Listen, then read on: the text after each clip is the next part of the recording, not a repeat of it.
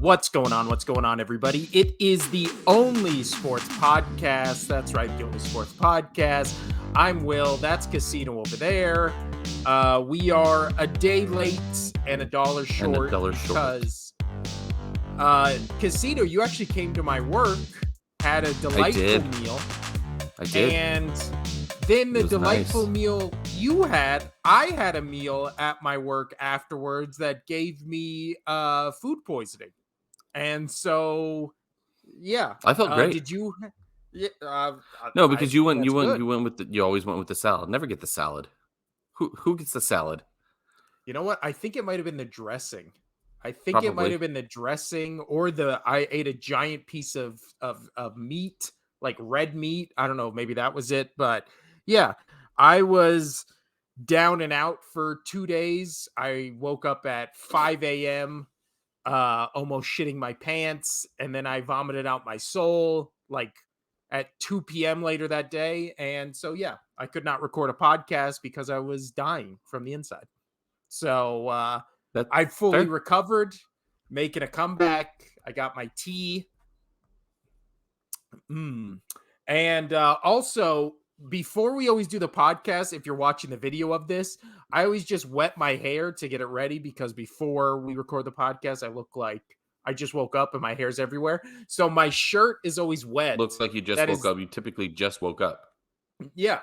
And it's my shirt is just always wet from me wetting my hair to get it ready for this podcast. So if you're watching the video and you're like, why is just that part a slightly different color? That's why. But anything going in on year-end Casino before we dive into this sports smorgasbord we have in front of us? I can't wait for the NHL playoffs to be over, no matter how it happens, so I can actually go get myself a haircut and trim my beard up. This is my horrible, because I'm a horrible white beard growing dude. That this is my playoff beard that I started at the beginning of the playoffs, and it's patchy and gross and feels and looks like pubic hair. So I can't wait to get that off my face. I'm more of a 5 o'clock shadow guy that takes about 3 days to get to 5 o'clock, but I'm cool with that. Huh. I mean, I couldn't grow a beard at all until I was like 25. So there's still hope for you, Casino. I'm 32. Maybe just one day you'll be like, oh, 33 was the secret number. And now I look like one of the guys from ZZ Top. I don't get it, because I actually have really good thick hair. I have a lot of hair. Yeah, you do. My entire family does, but yes. Oh. Nice. But yeah, when it comes to this I can't grow it. But anyway, I'm doing good. Yeah, excited for tonight. Nervous. I'm gonna watch the game without anybody else around. So you're just gonna watch it in a dark room by yourself? Probably. You know what? I was going to start with NBA, but let's start with NHL, because we have 2 games to talk about. NBA, only 1 game in NHL since we last recorded. But on this one, we're going to talk NHL, NBA playoffs. Then we're going to talk about Messi, Live Golf, Chris Paul, Dalvin Cook. We got the whole smorgasbord today, Casino. I'm going to try to say smorgasbord 5 more times during this podcast. See if I can sneak it in. But smorgasbord. Okay. I don't know if you've ever heard of it. Yeah. I'm helping you out not there. A charcuterie board, a smorgasbord. And There's 2. Each time I'm going to try to emphasize the schmorg part of it. But in what? In smorgasbord? You can also try it. We'll try to each say it 5 times while just sliding it right into the conversation. But on Thursday, we are recording this on Saturday. We were going to try to record it on Friday. I'm glad we actually did not record it yesterday, because that means we can talk about the NBA game last night as well. But on Thursday, the Golden Knights traveled to the Florida Panthers and lost in OT 3-2. The series is now 2-1, still in Vegas Golden Knights favors. Game 4 is tonight in Florida still. No, yes, it's in Florida still. Yeah. So Casino, as we are unbiased, obviously just sports podcasters. Definitely trying to be unbiased. Well, I feel like I've done a good job. I've tried. I've really tried. Yeah, yeah. Uh, but as a Golden Knights fan, does this game worry you, or do you still think this? Do you think this is the only win the Florida Panthers will get in this series? No, I mean, I know I said I want, Knights in 6 or in 5, but realistically, in my mind, it's probably going to be 6. Um, I'd much rather have the win on the road, doing the split on the road, and then have the Knights come back and even if they don't close it out, just finish it on the road again because they've done that multiple times. Um, I am a little worried about tonight, though, just off of a momentum standpoint. And yeah, so I mean, that game was they stole it away from Vegas. Vegas had the 2-1 lead with it was like 3 minutes left or whatever. They pulled their goalie and they were able to get that man advantage play, which the Knights have struggled all year to get the open netter goal when they pull a goalie. Normally they just kill the clock. This time it didn't work out for them. Panthers were able, they're too good of a team not to worry you when they pull their goalie. So, yeah, I was nervous. And I even saw when the Knights didn't get the puck cleared and the Panthers had a couple guys moving through the ice, moving through the neutral zone into their offensive zone as fast as they were. I had a house full of people and I was just like, oh no. And everybody's just like looking at me like thought that they already scored. But I saw that this was either going to have to be a big save or they were going to win. And they won in the OT. So yeah, they stole this game from Vegas. And all I see from the reporters, and it's really bugging me, where they're like, oh yeah, this is Florida's MO. They're resilient. They come back all the time. And it's like, okay, that's true. That's true. But you're acting like Vegas doesn't do the same thing. I mean, game one, Panthers score first. They scored the first goal of the Stanley Cup playoffs. What did Vegas come back and do? 1-5-2. Like, both teams are really good from coming behind. They don't quit the entire way. And so that's something I got to give the Panthers credit for. Is they don't give up. They haven't given up this entire postseason. Even when they were scraping to try to get into the playoffs and barely made it. So, I mean, you got to give credit where credit's due. They played hard. They knew what they were doing. Bobrovsky did have a better save percentage this go around than Aiden Hill, but there was a lot less shots. There was a lot less hits. Still a decent amount of penalties. There was 8 for the Panthers, 7 for Vegas, but the hitting was way down. Remember I was telling you, like, in game 1 and game 2, there was like 44 hits to like 28 hits. Something like that. I mean, this was only 18 for Vegas, 14 for the Panthers. So it was definitely minimized. But besides that, outside of the blocked shots, this game was and giveaways. Panthers gave away the puck 24 times. Vegas only gave it away 7. But yeah, the block shots was pretty one-sided as well. It was 31-17 in favor of Vegas. Besides that, everything was pretty much the exact same. So it was a duel of a game. A lot of fun. Did you watch any of this? No, I watched the whole thing. Now my question to you is, after watching this game, if you want to take this game as a sample size of what the Florida Panthers need to do to win this series, what would you say the things they did in this game that they can carry over to future games to, get back in this series and eventually win it? Or do you see a pathway for them to even do that? No, I do see a pathway. It was their best players showing up. Their defenseman, Montour, showing up.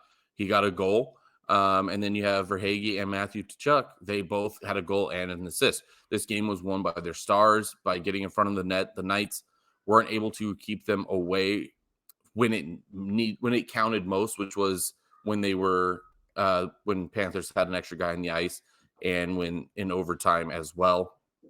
If Vegas had their chance to win in overtime, they went into the overtime with a power play and they were not able to capitalize. So Vegas let this one slip out of their hands.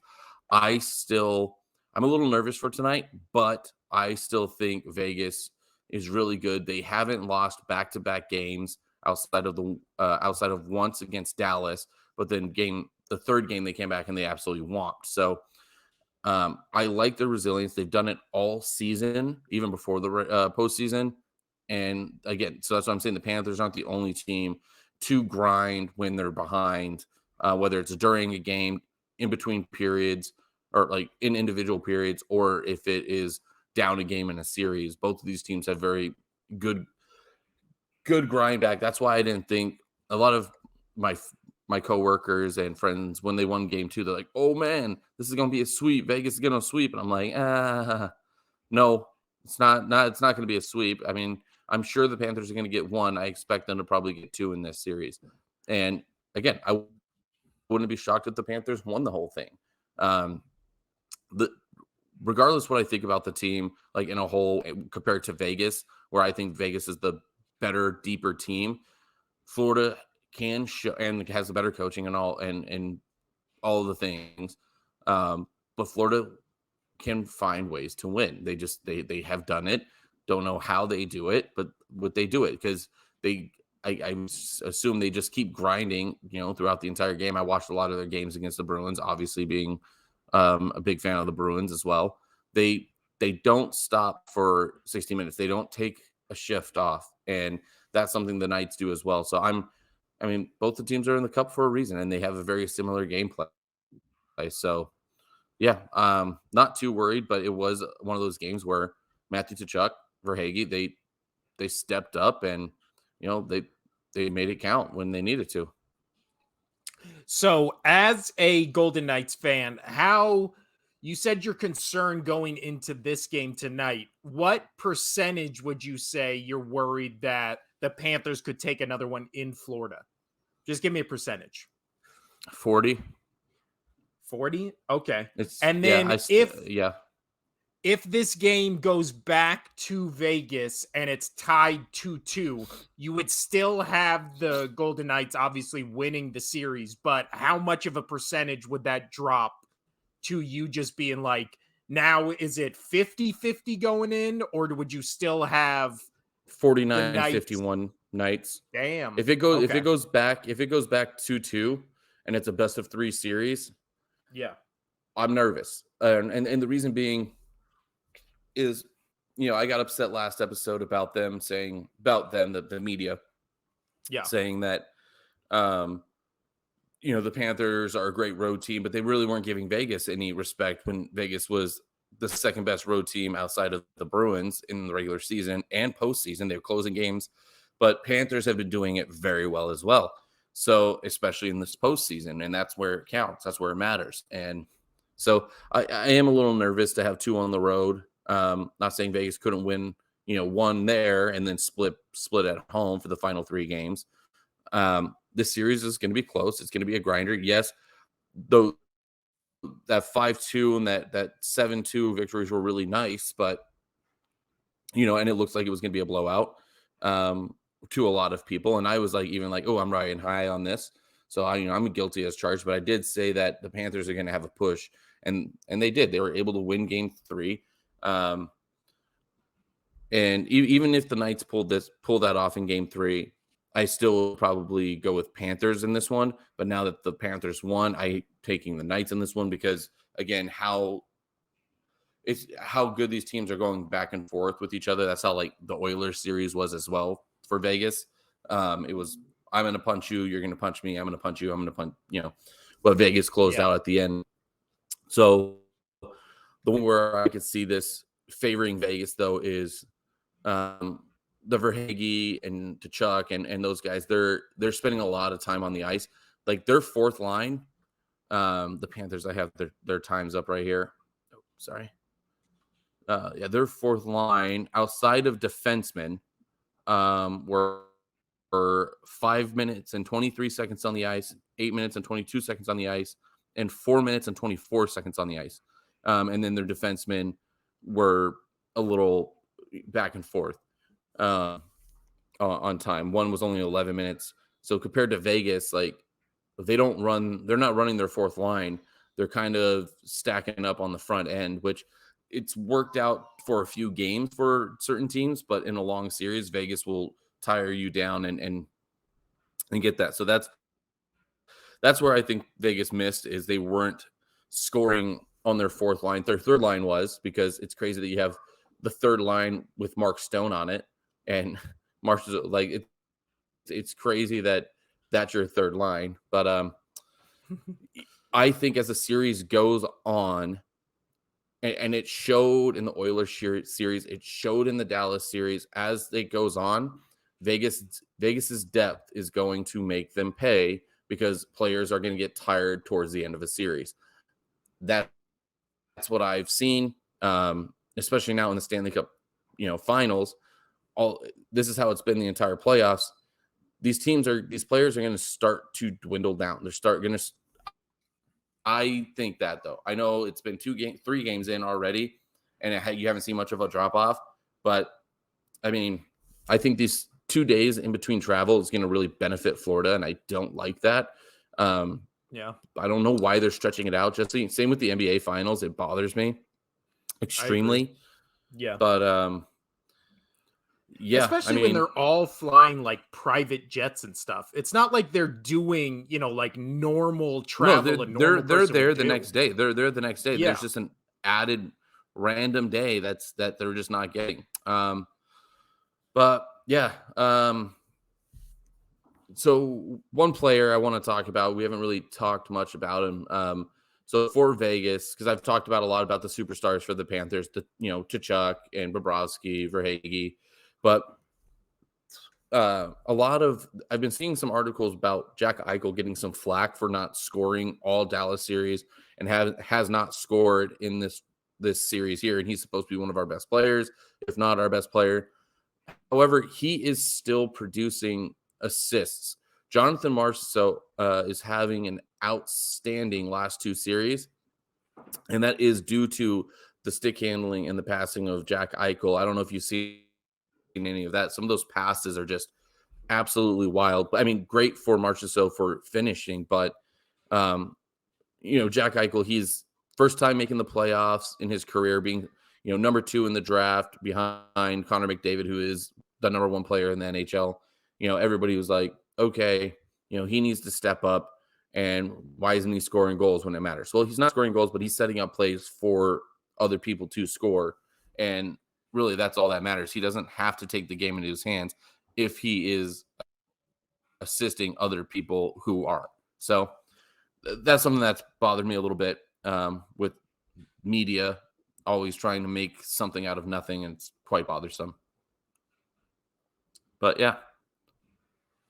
I think so your prediction tonight is you think the Knights still take it tonight, even though you're worried? I think it's another close game, just like game 3, but I think the Knights will pull it off, just because of the resilience that the Knights have had after losing a game.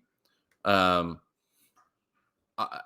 and I mean, Bobrovsky was much better, but there wasn't as many shots on goal this time around. The drop off for shots went down drastically. So yeah, no, I still think Vegas can take this one. I expect them to take this one and then, come back home for a 3-1 series lead. If it's 2-2, I would still have the Knights, but it's going to be a much closer best of 3 series. But obviously, if you're the Knights, you're feeling good. So if you come out of this, losing game 3 was sad, and heartbreaking how it happened. They pulled their goalie. They pretty much stole that game. That's how the hockey thinks of it, when you pull a goalie and then you win an OT and all that stuff. So they stole that game. That everybody that I'm talking to or listening to about the Vegas Golden Knights, as long as they split, it's a successful trip. If they come back, then this game, and if they lose game 4, game 3 hurts more than it does when they actually lost. So yeah. Well, and but it's also the chippiness did slow down a bit. They're still chippy. There were still some penalties, but it definitely calmed down after all of the game misconducts and the 148 penalty minutes combined between the two teams, which is the second most in NHL Finals history. So the fact that the refs did a great job, and we talked about in Game 2 to try to get this series under control. I know it's the Stanley Cup Finals and it's supposed to be aggressive, and I knew that this series was going to be aggressive because, as I've been saying, they're big players on both teams. But I'm glad that it was reeled in a little bit and we got to see a little bit more strategic hockey. So, yeah, Yeah. it's good. Go Knights, go. So Game 4 is tonight, 5 p.m. obviously on West Coast time, which is where we're recording from. And then that's Game 4. Game 5 is on Tuesday, and then Game 6, if necessary, next Friday. So we'll definitely be talking about And then potentially, or no, we'll definitely be talking about Game 4, previewing Game 5 on next episode, and then potentially on episode after that, we'll be talking about Game 6 or 7 if they happen. But let's move over, Casino, to the NBA Finals, where I am sad to announce the Miami Heat are done. As not even a Heat fan, just a Jimmy Butler fan, I was rooting for him to get a ring. But these two games, any hope I had, I mean, even after Game 3, I was like, oh, there's still a chance. There's still a chance. And then last night's game, I was like, there's no fucking chance. There's no pathway to the Heat winning this series. Game 3 was a perfect example of everything Miami needed to win, and they still got fucking blown out. The score ended up being 109-94 in Miami, and the only two people on the Denver side who went off were Jokic and Murray, their two stars. Jokic had 32 points, 21 rebounds, 10 assists, which again is a fucking insane stat line. Murray had 34, 10, and 10. The 10 in the rebounds and assists are a little muddy because it was kind of at the end, and you could tell he was kind of hunting for it, which I always hate, but again, it doesn't really matter in the grand scheme of things. When you look back at NBA history, it'll say he had a triple-double in this game, so who gives a shit? But really, Casino, and we talked about this because you came to my work right after this one was over. I did. This was the Christian Braun game. This little, or Definitely. It's Braun, which reads like Braun, but I always hear Brown. So I don't know if it's Braun or Brown. I think it's Braun, but who knows? But it is that little white son of a bitch on the Denver Nuggets who just comes in for 19 minutes, has 15 points, 4 rebounds, 1 assist. He's stealing the ball. He's like guarding all the Miami's best players and being really aggressive, but he's not getting called for fouls. It's just like working. This dude is like just a shock of electricity to the system when he comes on the court, and he did the Duncan Robinson, like stole the pass to him and then dunked it. He literally did it in Game 3 or in Game 2 and 3, almost like they look identical. He just comes in and he's such a spark plug. And then you have Jamal Murray, who, my question to you, he keeps putting up stats like this where he's doing triple doubles. He's putting up 30 points. He's lighting teams up from 3. He's done it all playoffs, pretty much all season, but has really emerged in the playoffs as a clear, number 2 on this team. And my question to you is he officially an NBA superstar? If they win, I could say that he's a sub-star. Again, 1 year doesn't do it for me. You have to do it at least 2 years. You have to roll back to back. And he's been getting better ever since he came back from injury. But, I mean, you can't deny that he's having an outstanding postseason. But you got to do it again. You got to do it again. If you want to be a superstar, you have to do it again. So he's one of those, like, monstars where he's a superstar for the moment, but he could go back to being creepy little dude. So, Uh, I I mean, he's you not little. took the He's six. words. He's 6'4", but still good. Whatever. You took the words right out of my mouth. I don't think he's Monster. a super. No, but I was going. He's not a superstar, but he's one rung beneath it. And I wasn't going to say Monstar. I was going to say he's the clench player, which is not the clutch, the clench player, which is when you're playing against him and you see him with the ball, you clench up because most likely his shot's going in. Right? So he's the player where you're like, fuck, I don't want the ball in that guy's hand. Like when in game 2, when it was him shooting that 3 and he had Jimmy Butler in his face, it was the clench thing where it was like, he's going to fucking make this. So I don't think he's in the superstar, but he's right below it where he's the guy where you're terrified when your team is playing against him. And he has the ball late and he has the shot. But really, I think now the two stories on both teams are the story on the Nuggets is Nikola Jokic is just, I think, obviously he is a superstar, but I think now he is moving up in contention for maybe if he just keeps this up and he doesn't seem to play in a way where it's like the wheels are going to fall off him, right? It's not like he's super, That's fair. it's not like he's this super athletic, super fast guy doing all these things we'd never seen before. It's like he's just a really good player. And with age, his shot will only get better. His physicality is really just physicality because he's just this weird, gangly giant who's on the court and just doing stuff where you're like, how the fuck is he doing that? I think now he has really emerged as a potential, when he retires, could he be a top 10 NBA player of all time? I mean, you could definitely make that argument. I don't know if I'd put him there, but you could definitely. Yeah, I don't know. The career's still going, so not sure. But I mean, I could definitely listen to that argument. Yeah. Well, I mean, and we did There's this just a on lot the of show. there's just a lot of good players. You Yeah. did. I didn't have all this, but I mean, there's just a lot of good players. So I mean, but I would sit there and I would listen to that argument for sure. Yeah.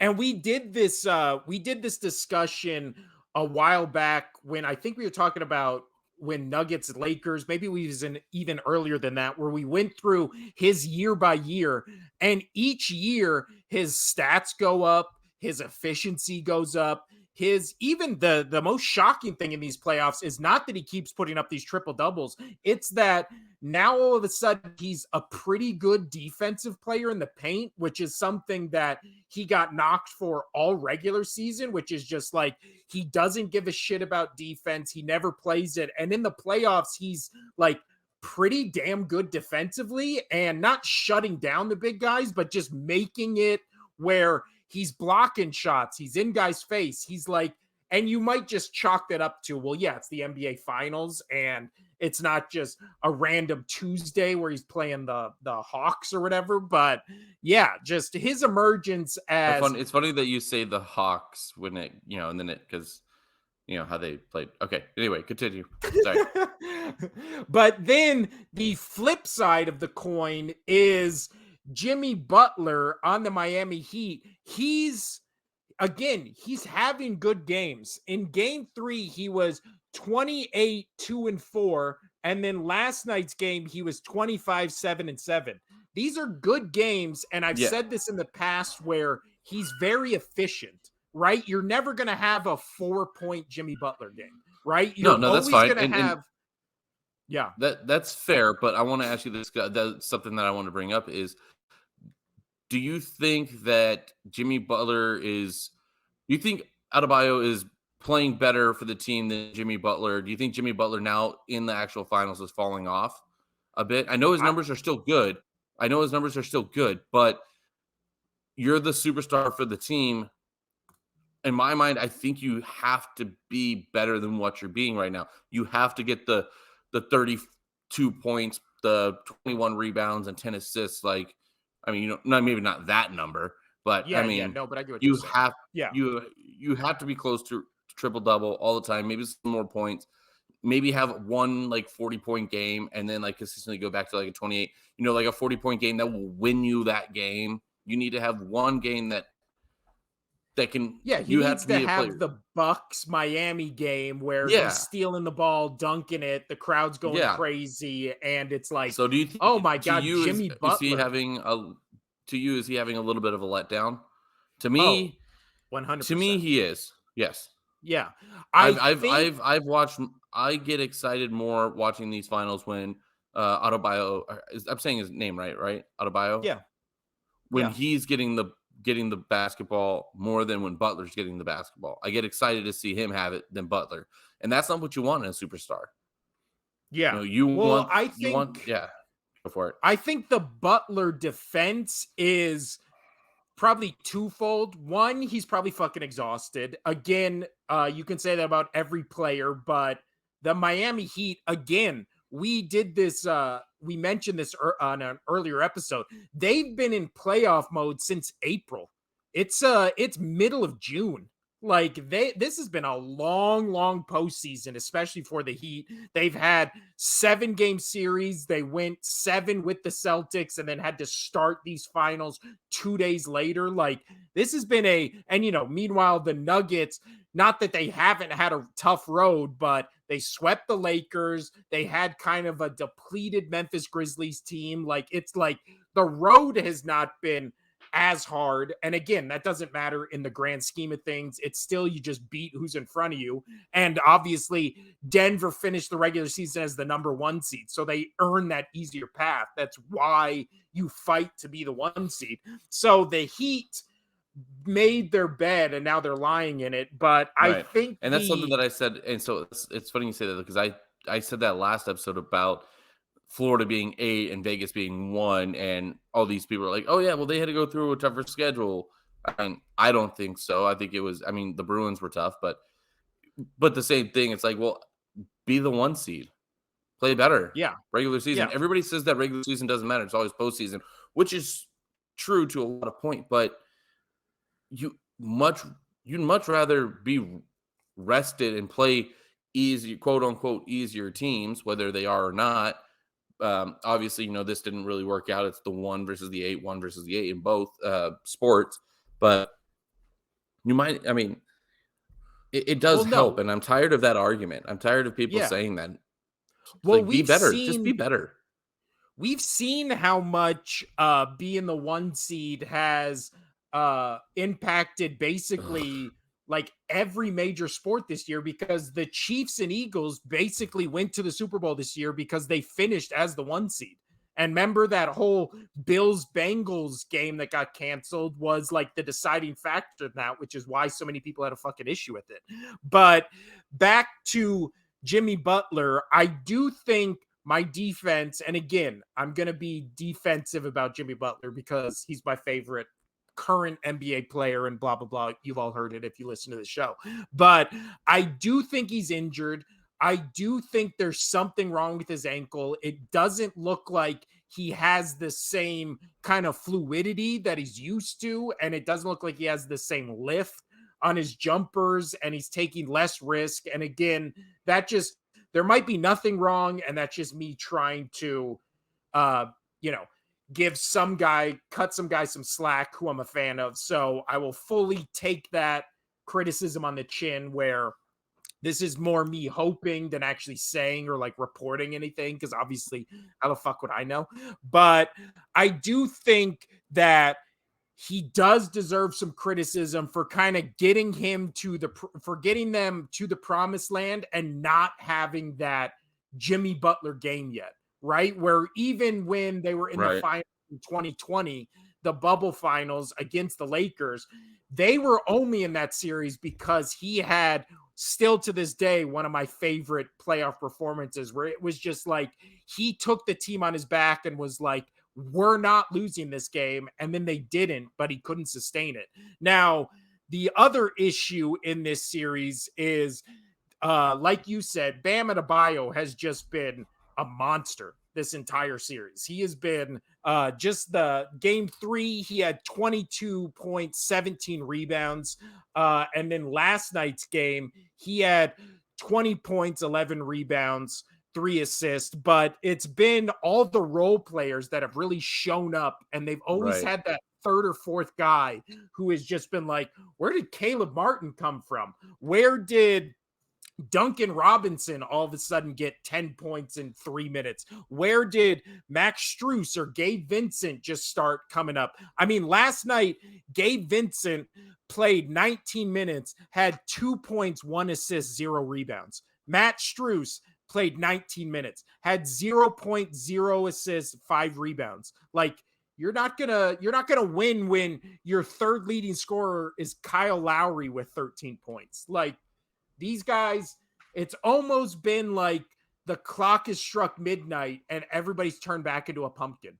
Like the fairy tale story is over and they finally have run out of this insane luck they've had with shooting percentages. And last night Shooter.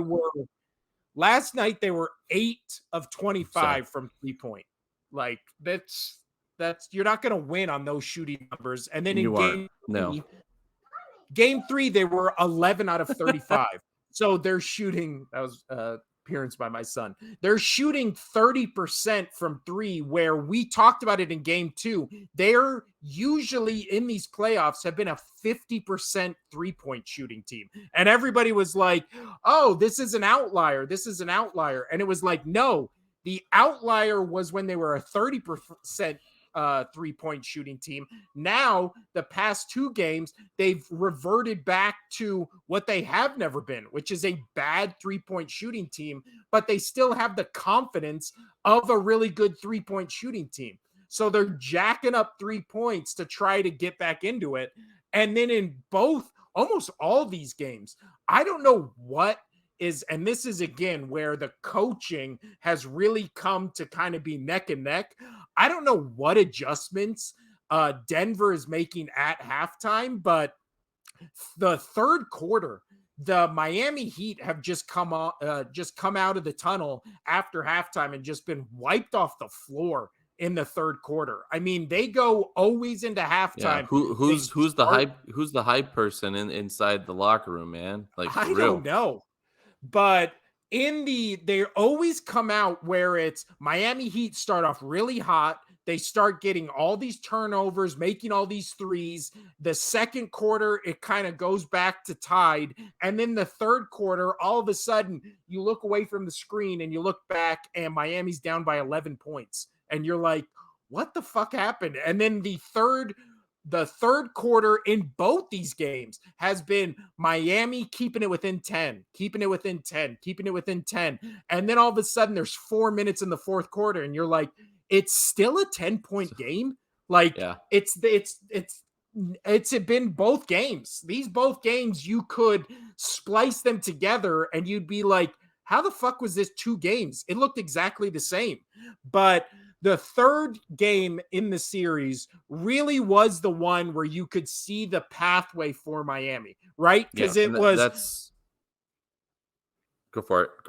It was just Jokic and Murray were lighting it up. You had Christian Braun come in and do 15 points. But again, that's a bench guy, just giving them that little spark. But all their other starters, Aaron Gordon, Michael Porter Jr., Caldwell Pope, Bruce Brown, they had 11 points, 2 points, 6 points, 5 points. Nobody was doing anything, right? And the Miami Heat still lost by 15 points. So it's like you're getting 60 points from the 2 superstars and you can't do anything about that. Like, you lost the game by allowing 45 more points when the next highest scoring guy was a bench guy. Like, I don't get how you lose that game 3 with holding everybody else to that. So then we go into last night's game and it's like, all right, is this going to be the game Miami is like, we're going to contain Joker and Murray a little and try to let the other guys beat us? That's what they do. They hold last night Jokic, wrong game. They hold last night Jokic to 23 points. They hold Murray to 15. And you're like, all right, whatever adjustments they made, this is the game where you take back control of the series in Miami, and then all of a sudden, Aaron Gordon goes for 27, 7, and 6. Bruce Brown goes for 21, 4, and 2. And then Michael Porter Jr. has 11. It's like, again, you're looking at these numbers and you're like, nobody's killing you, but you're just not containing anybody. I mean, Aaron Gordon, I never see him shoot a shot. It's just him running up to the basket and either dunking it or getting it lobbed to him, and he still has 27 points. I've never seen as bad a team as this Miami Heat team are at defending the baseline. Like, that's how the Celtics won game 6 with the back tip in, because nobody paid attention to them. Everybody expects the three. Point, yeah. Every Aaron Gordon point is everybody looking down the court and he just runs up behind him. Like, that's every Aaron Gordon highlight in this series has been him running the baseline past 5 Miami defenders, and they just are looking the opposite direction. Like, it's, and with Joker, he's maybe one of the best passers we've seen in NBA history. So he's going to find that guy. It's just a matter of time before all of a sudden you're looking up the scoreboard and you're like, we're down 10 points because we just gave up 4 lob passes. Like, how does that happen? So both these games, Miami scored 95 last night, and the game before they scored 94. I just don't see a pathway where they need to score 110 points to win. None of their role players, none of their guys who have lit it up during the playoffs, who were killing the Celtics, none of those guys are showing up. So I don't know, unless we get, and again, you can't count this Miami team out, because again, they will have one game where all of a sudden they're 55% from the 3-point line. And it's like, where the fuck has this been? All of a sudden, everybody's making threes, but it hasn't been the case the last 2 games. And if you live or die by the 3, you're going to die by it probably more often than you're going to live by it. And they have just been unbelievably lucky, if you want to call it that, with how great they've been 3-point shooting. So would I be shocked if Miami steals one more game in this series? No, but I said this series would go 6. I think it might go 5. I don't know how Miami wins another game unless, again, they have a crazy 3-point shooting game that, is just one of those games where you're like, they're never going to shoot 55% again, and then Denver wins the next 2 after that. So I think Monday, potentially Miami steals one in Denver, but then I think this is Denver's series. There's no case I can make for Miami winning 3 more games in this series. Absolutely not. But all right, let's move off the playoffs to talk more sports. Yeah, I'm gonna come in hot with one. So I was watching the ticker for the Champions League final for soccer, the European Champions League. Well, Champions League's all of Europe. It's awesome. Anyway. But this is cool. I don't like Man City, but Man City just completed the treble, which means they won the Premier League, they won the FA Cup, and then they just won the Champions League against Inter Milan. And this hasn't been done since 1999 from Manchester United. And even the legend, Peter, I can never say it's Schmeichel, I think.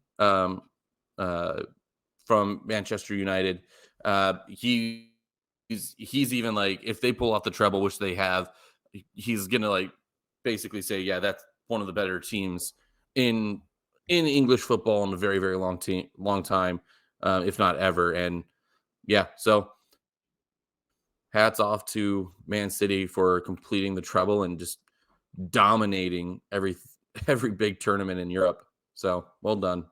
Sucks, but well done. Well, let's stick with soccer football. Hey. Football. So Casino, explain to me, someone who is ignorant and dumb when it comes to football/soccer, what happened with Lionel Messi, where he is now I just found this out today. He is now the highest paid athlete in Miami. So he will earn $43 million per season after signing with, what is the name of the team he signed with? Uh, Inter Miami. uh yeah. So that is an Yeah. MLS team. And after he Yeah, signed it's with Inter this Miami. team, they went So yeah, from go for it. Continue. they went from 1 million subscribers on Instagram to 5 million in the span of 24 hours, which Yeah. is fucking crazy. He's going to make uh insane amounts of money, but as someone who is ignorant to the world of soccer, what is the appeal of the MLS for these like older players?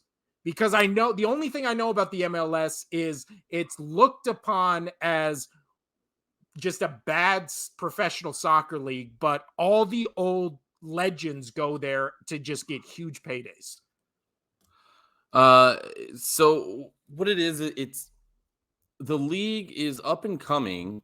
You are getting better players, but it's still way behind the rest of the world. And nowadays, US is finally getting recognized for having some good talent come from the United States, but a lot of the best talent from the United States are now playing on the better teams overseas. So what a lot of these players do, um, they're they're coming here to basically ride off into the sunset, if you will. Why am I blanking on his name? Oh goodness gracious! It'll come to me in a second. Um, but yeah, just coming into to the league because they can still be a superstar. I mean, yes, Messi just won the World Cup, and he's not digressing rapidly, but he's starting to digress. You know, his career is coming towards an end. Um, but I think he made the move because allegedly, I'm looking up his deal here now. I hadn't really ever looked at it, uh, but he's coming here, and there's supposed to be an incentive to where he is going to be getting part ownership in a part stake in an upcoming MLS team. And the rumors are that it could be Vegas if Vegas ever gets a team, even though the MLS just opened up the San Diego location or gave San Diego a team. Um, but yeah, I mean, this is his incentive to kind of come over here, and it's a business incentive, especially if the whole like half of your contract is being able to get a stake in a soccer team out here. Um, So but yeah, I mean, this he wants to is ride off in the the sunset. He wants to play for a team where against players that he knows that he can still absolutely destroy. But yeah, I mean that's pretty much the simple of it. I mean, he's leaving PSG for crying out loud. That's the so best his team in deal in France, so it's crazy. Continue. I'm trying to find he this other will guy's name. get Why am I totally blanking on it? He'll make Pardon? roughly around $53 million annually. He will then get a percentage of sales from Apple's MLS season pass, a percentage of Inter Miami shirt sales, and an ownership stake in the club. So MLS has done this contract before when they did it with David Beckham in 2007. So I think the most interesting thing about this deal is it's not just tied to the team he's on. It seems Correct. like it's a deal that's That's what I was saying. tied from all MLS. He's making a business deal. He's coming in Yeah. for a business deal. This was, I think, a big reason. So I figured the guy. It was a Swedish soccer player who ended up heading over. He played for um, Milan for a long time and whatnot. And then he went over. I believe he played for the Red Bull. I don't remember which team he went to, but Zlatan. I love his name. It's Zlatan Ibrahimovic. Just a crazy, scary. I don't know if you've ever seen him, dude. Like he's an absolute animal. Think of like um Yeah, it's hard to explain. He's got like the man bun. He's just super ripped, and he just looks like he's gonna like eat you. Ugh. Especially with that name. But I when think you he have came over, shown me him on this podcast. I think you yeah. might have. I mean, he's 41, but man, like, yeah. So he came over. Which team was it? I have it right here. Oh, he went to LA Galaxy. Duh. Yeah, he went to LA Galaxy, and then now he went back to AC Milan. Um, But yeah, oh, this is yeah. I love how they say his senior career. So it has on Wikipedia it says youth career, senior career. I love it. Well, It's the fantastic. craziest thing also about this MLS contract is it puts him at 53 million where the contract is actually 50 million. The next highest paid player in the MLS only makes 8 million a year. So it is a jump from 8 million to 50 million, and I'm assuming they can only afford to do this because everything else is coming from season pass and shirt sales and stakes in the team. Oh, And obviously, 100%. you're not I going mean, to be this able to is do that with other players. right. This is definitely going to up the sales. I mean, it did when Zlatan came into the league. It did when my favorite player of all time, Terry Henry, from Arsenal, when he came and played for the New York Red Bulls. Like there was so many more eyes on it and so many more people going out to MLS games just no matter where their team played because people wanted to go see him play. This is going to be the same thing. This is going to really help the MLS because there's going to be so many people going out just to want to watch Messi. Hell, I might go if the Portland Timbers, my team, plays plays in Portland against Miami. I'm 100% probably going to try to go to that game so I can see Messi play on the pitch, hopefully lose, but so I can see him. So like it's even got me intrigued to watch him. Because I can tell you that I was trying my best. I didn't end up getting to, but to watch Terry Henry when he entered the MLS, it just never worked out scheduling wise for me.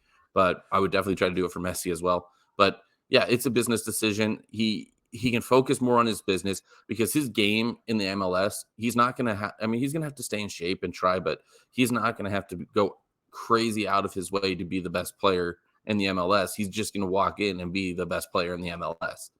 Like, it's Yeah. just, he's not going to have to like really try. And so he can really focus on the business aspect of it.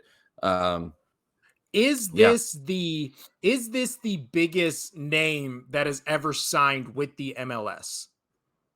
Yeah. Yes.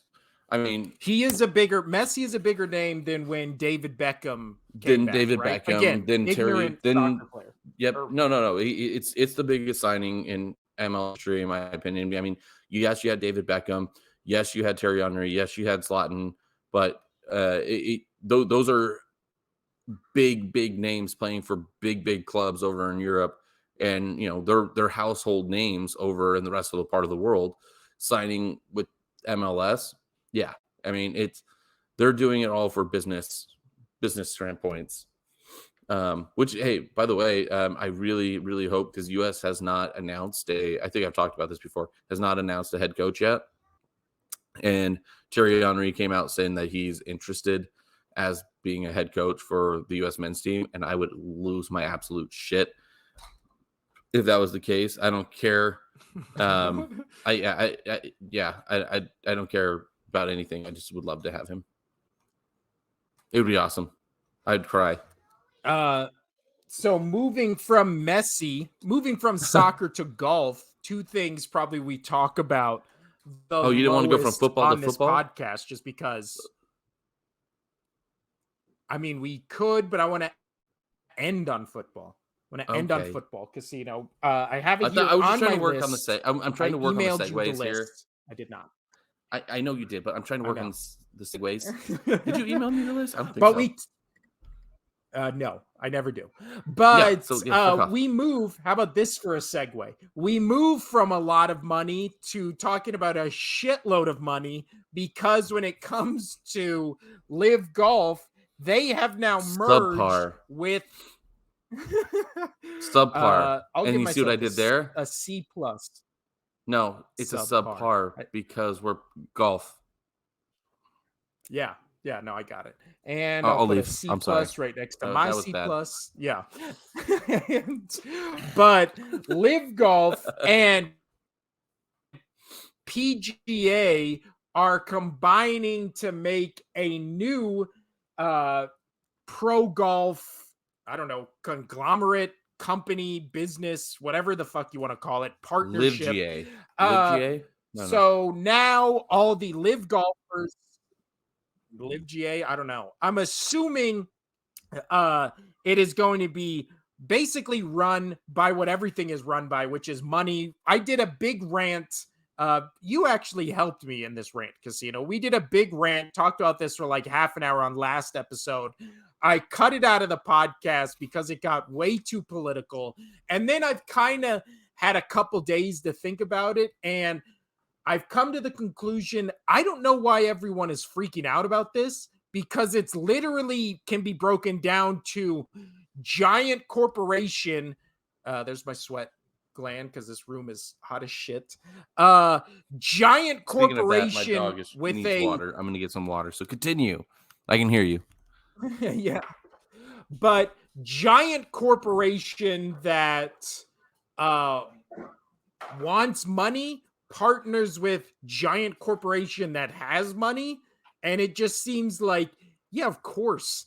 Like the PGA, of course, when Live Golf started and all their big name, or a ton of their big name talent went over to Live Golf from PGA, there was just this declaration that all these guys were un-American and traitors, and they were siding with all these bad Saudi Arabian people that were involved in 9/11, and it just got super political and super like self-righteous and grandstanding and standing on, your pedestal and being like, I can't believe these morally empty golfers would go choose money over like The soulless morals. money grubbers. Yeah. And then the PGA came out and, was basically like threw all these guys under the bus. And then less than a little over a year later, now all of a sudden PGA is basically bought out by Saudi Arabia. Now they claim they're going to be partners. It Well, really they keep sounds like, losing. They keep losing top players. well, yeah. Like half And their top players are gone. Well, and the ironic part of this was nobody was watching Live Golf because I believe they were like on the CW or just some random like basic cable channel and everybody who watched it said it was a bad golf presentation, right? Like the show itself was just poorly produced, poorly made, blah blah blah. But they had all the big names. And then PGA's ratings were falling because they had the better on-screen product with less talent. So they now combine, and it's like you have the money, you have the talent, now you have the TV presentation, and it's going to be under the PGA umbrella. So it's a win-win-win, except for all those golfers that didn't take the big money to go be with Live Golf, and now they're going to lose their spots to all the guys who did take the Live Golf money are now coming back to the PGA. And it's like everybody keeps being like the hypocrisy, but it really just boils down to they had money, they wanted money. Like that's capitalism. That's corporate greed. That's everything. There is no morals when it comes to money, right? Well, I mean, so here's the thing. So some of those players that left, like say Phil Mickelson, for instance, he's already done it all. The only one he hasn't won is the U.S. Open. He's gotten second like 8 times or something like that. It's something outrageous. But he doesn't need to prove himself anymore again in the PGA. Like he wanted to go make his money and then move off into the sunset. Again, I keep using that one. By the way, I forgot the word that we were supposed to say like a whole bunch of times. But anyway, Rod. Smorgasbord. Anyway, but yeah. Smorgasbord. We went almost an hour without saying it. So it looks like we're going to hit the under when it was 5 apiece. But the The other interesting little wrinkle in this, which I don't know if you saw this, Casino, is Tiger Woods and Roy Mickelson are starting their own golf league with the guy who Who? co-started Rory McIlroy? McIlroy. I'm sorry, Rory Yeah, and McIlroy he's and he's Tiger Woods. he's had a lot of he's been in the news a lot about it. He's been like interrupting like the presidents of the PGA and live and like yelling at people and this like it's I did not get into the articles that far, but pretty much he's just like yelling at everybody and he's like in all these big meetings and whatnot between the owners and the players and the two companies. Like he's just absolutely letting them have it. So it will be called TGL, and it's in partnership with that guy who's married to Serena Williams. He like co-started Twitter. I saw him on Sports Center talking about it, where those three guys are partnering. And I think the whole point of this one is it's going to be like 6 teams, and they're going to play on virtual courses. So it's going to be virtual courses with like the emphasis being on the short game over the long game. I don't know. It just sounds like a weird concept where it's like, why would someone want to watch that more than just regular golf? I guess they're just really hoping that Tiger Woods is being attached to it will have that much of a draw, but it sounds weird to me. It sounds Yeah, I don't like basically it. we're all going to be playing fucking Golden Tee, but on TV, I don't know. It just Like a golf simulator, yeah. yeah, it just sounds really like Which, I by don't the way, know. we at Area 51, there's a golf simulator, like bays that you can rent out. We should go do that. Or Area 15, you mean? That they No, won't let Area us into 51. Area 51. No, They Area won't let 51. us in there, Casino. I've tried. I've Yeah, been no, like, I they, hear you they've. I guys mean, have really cool video games in here, and they're like, you can't come in. You well, I mean, can't. just think of all the wonderful technology from the UFOs that they have and whatnot. And Yeah. they probably even have like a putt course, like where you have to like hit through the UFO and everything. I Like, mean, that's yeah, true. They probably have some sick video games at Area 51. I mean, probably. all joking aside, they probably have some cool shit there. Like that But you can yes, just Area fuck around 15. with. But let's dive into our last 2 stories. One story is still up in question, so we don't even really have to talk about it. Apparently, Chris Paul is being rumored to be waived, but the Suns owners Chris and Paul. coaches, yeah, Oh Chris yes, Paul got from it. the Suns, but the owners and new coach Frank Vogel are both saying he is not. So we'll put a pin in that one, and we can discuss it on next I'll episode talk. where more news will be coming out about this. I would love to see Chris Paul on the Sixers. The betting odds right now have him going to the Pelicans, which is also, did you see that great story about Zion Williamson? Zion, yes, and all the women and the Yeah. baby Well, thing, apparently it's and just 2. Now well, there's still, 2 women, but why it's in the news is one of the women he knocked this up is silly. is one of the women he knocked up is apparently just a random woman he met. The other woman, on the other hand, is an adult film actress who I wrote it down here. Is it Maria? I don't know how you pronounce this name. Mariah Mills, who is a porn star. And apparently, the funniest thing about this whole thing, Mariah Mills is her name. Moriah. Maria, I don't fucking know. Mariah Mills, who I did not know Miss before Mills, call this, her Miss Mills. but I have, since I found out who she is, I have been doing research, and I like her work, Casino. I like, Mariah Mills was apparently seeing Zion Williamson at the same time that he impregnated this other girl. And then she went on Twitter and went on a rant showing off all their DMs, showing off all these messages Zion was sending to her Allegedly. Allegedly. I don't. That's true. She could have just changed somebody's name to Zion in the thing, in the app. But the funniest thing that came out of all of this was apparently Mariah Mills was the one telling Zion, like, "Hey, you need to start getting in shape. Like, you need to start being in better shape to play basketball." And that was like almost the entire crux of her messages were, "I can't believe you cheated on me with somebody else." And then the other half was, "We need to get you in basketball shape for next season." So it's Well, and you funny know what's that really those funny were the is two things. I heard a lot. So regarding that, I heard a lot of um, people on the radio talking about, well, apparently he really wasn't hurt. He just hasn't been getting into shape.